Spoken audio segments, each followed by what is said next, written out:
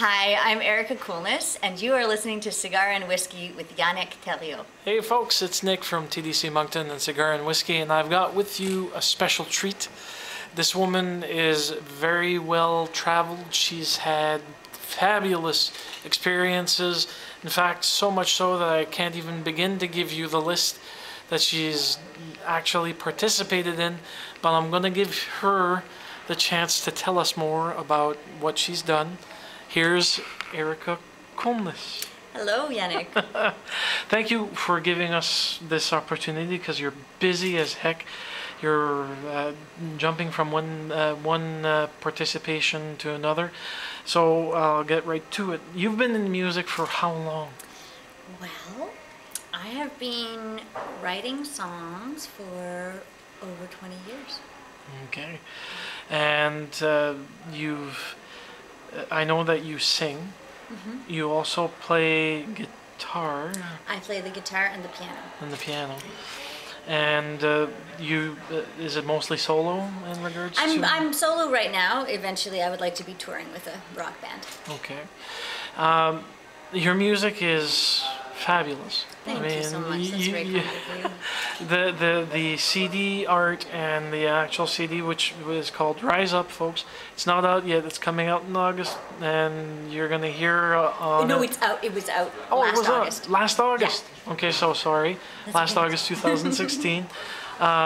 Any plans for another album coming up? I have some things in the works. I am not planning an album right now because I'm still really focused on Rise Up, and I'm still into those songs and into promoting it and stuff. But I will be going to LA to do some pop production of a couple of songs that I wrote in Ireland, actually, at a songwriting retreat, and I'm gonna put out a couple of singles. One of them is called "Swimming with Dolphins." So I was in Ireland and I met this guy, Alan Roy Scott, sorry, mm-hmm. And he's an amazing songwriter. He writes for like Shakira and Aretha Franklin and all kinds of people. He's written for Celine Dion, and I got to write with him just randomly. I got invited to go there.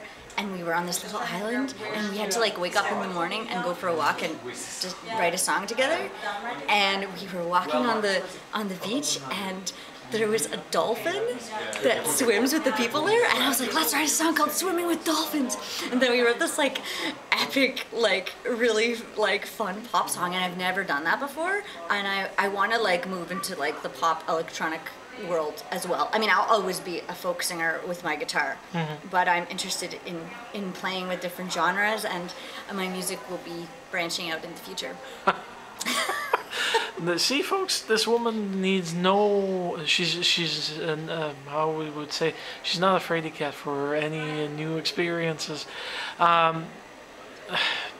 You've been in the music business, songwriting and singing, playing for 20 years, but any background that actually helped you take that step up into the music world? Well, I started playing music as a child. I played the piano and I sang always with my family. Mm-hmm. I come from a family from all over the world, and I grew up singing folk songs mm-hmm. from all over the world, and I love that folk tradition. And I grew up, with Stan Rogers songs and the whole maritime storytelling thing. Mm-hmm. And then I sang in choirs for many years, all different kinds of choirs. And then I went to a school called United World College in New Mexico, and I studied composition there. And then I went to Oberlin College and Conservatory in Ohio and studied composition there. Okay. And so I studied classical music, largely, and I always knew I wanted to be a pop musician. I should have gone to Berkeley, but I loved Oberlin, and I'm so glad I went there. And it really influenced my music. And I've been writing songs, as I say, since I was 14, but it's when I was at Oberlin that I started to really play with the band and really gig and, start my dream of being an internationally touring singer-songwriter.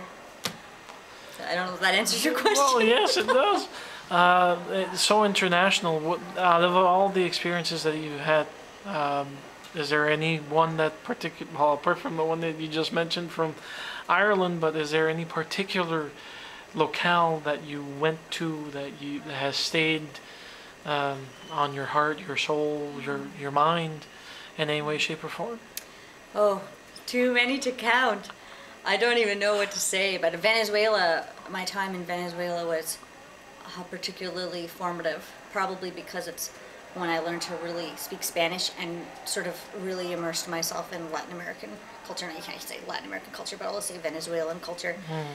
And I toured with a band there, a hip hop trova band. And trova, for those of you who don't know, is Latin American like folk music, coming out of a political background. I'm not going to go into it, but anyway. So I traveled with them, and I lived in Mérida, Venezuela for a while, studying folk music and social change and communism, and how they were employing music as a, brainwashing technique to support many wonderful projects. Okay.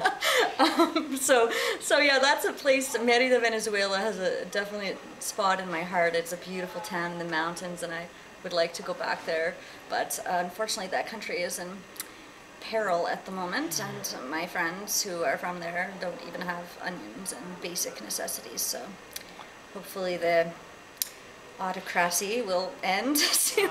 Now, coming back to home, you're originally from Nova Scotia. You still live in Nova Scotia, but no longer in Halifax. Correct. You're in the South Shore. You live on South Shore Yeah. now. Was it a big change for you in regards to your your troubadour ways? It was a big change. Was it? Well, it was a change that was needed. I think like many artists, like many people who are creative people, I kind of burned myself out just working too hard, trying too hard, not really focusing on my health and having like a kind of game plan. And I had some serious illness, and I moved to the country for a couple of years to recover. And now that I live in the country, I love it. I like never want to live in the city. Although I've been in for the past couple months in Cork, Ireland. Okay. Because I'm dating somebody over there, and I've been playing over there.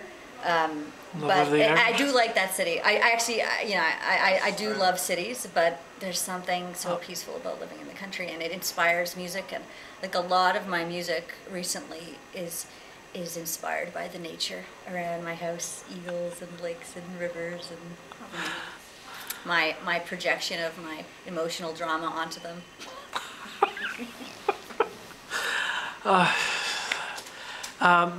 Your CD Rise Up is available for sale, as pretty much all artists. We can find it on your website. You can find it on my website. It's on iTunes. It's on Spotify. It's on everything. Okay.